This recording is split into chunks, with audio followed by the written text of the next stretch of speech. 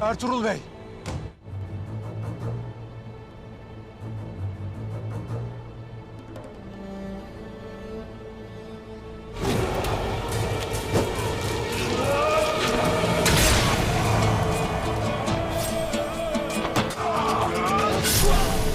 अस्सलाम वालेकुम नाजरीन। इस एपिसोड के आगाज में अर्तुगरुल ड्रैगोस की गर्दन काटने ही लगते हैं कि एक बाज़ंतीनी सिपाहियों के साथ वहां पहुंच जाता है और अर्तुगरुल से कहता है हमारे शहंशाह की दरखास्त पर यह सजा रोक दी जाए।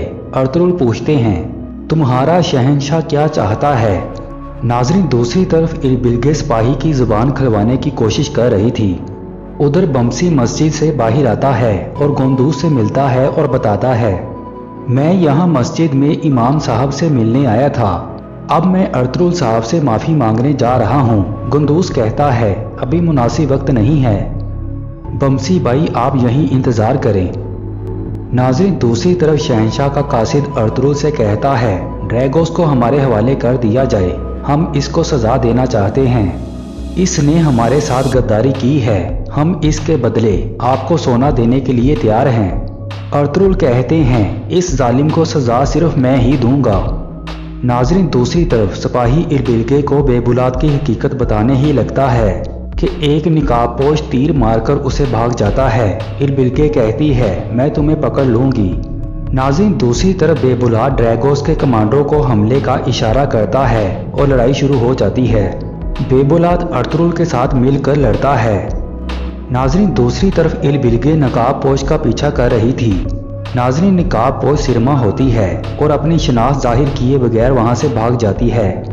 नाजरीन, दूसरी तरफ अर्तुगरुल और ड्रैगोस का सामना होता है।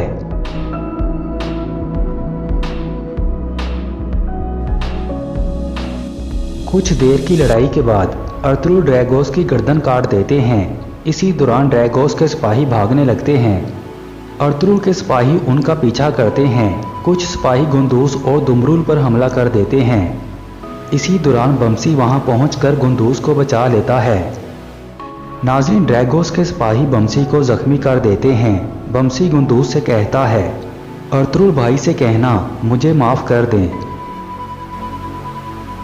नाज़रीन, दूसरी तरफ अर्तुगरुल शहंशाह के कासिद से कहते हैं ड्रैगोस का सर तुम अपने शहंशाह के पास ले जा सकते हो।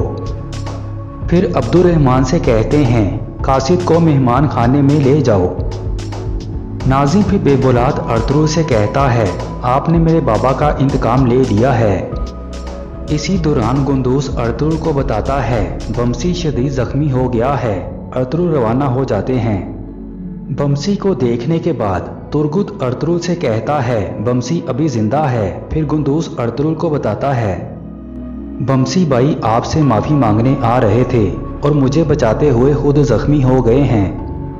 नाज़रीन, फिर बमसी का इलाज शुरू किया जाता है।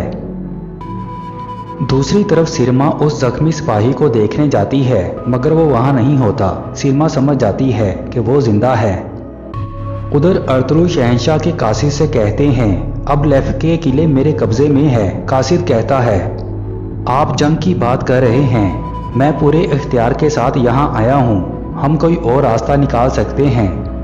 अर्तुगरुल कहते हैं अगर किला नहीं तो मुझे कुछ ज़मीनें चाहिए ताकि हम अपने लोगों की हिफाजत कर सकें। कासिद कहता है मुझे सोचने का वक्त दें। नाज़रीन, दूसरी तरफ सिपाही हाइमा खतून को बताता है कि अर्तुगरुल भाई ने ड्रैगोस को मार दिया है और बमसी शदीद जख्मी हो गया है। नाज़रीन, फिर ड्रैगोस का सर बाही लटका दिया जाता है और इस केस का अख्ताम हो जाता है।